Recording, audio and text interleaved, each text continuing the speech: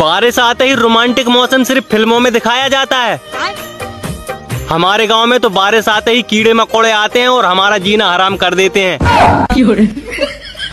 हाँ, घर वाले सोचते हैं मैं 3-4 बजे तक फोन चलाने की वजह से जागता हूँ।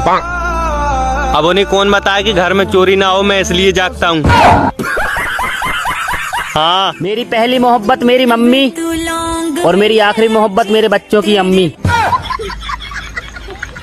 लड़कियां पैर में काला धागा इसलिए पहनती हैं ताकि अंदर की चुड़ैल बाहर ना निकले। हाँ, कहते हैं किसी के भी घर खाली हाथ नहीं जाना चाहिए, इसलिए मैं चार्जर और मोबाइल साथ लेकर जाता हूँ। हाँ, अगर वो मेरी ना हो सके तो उसे अपना बना लेना भगवान जी।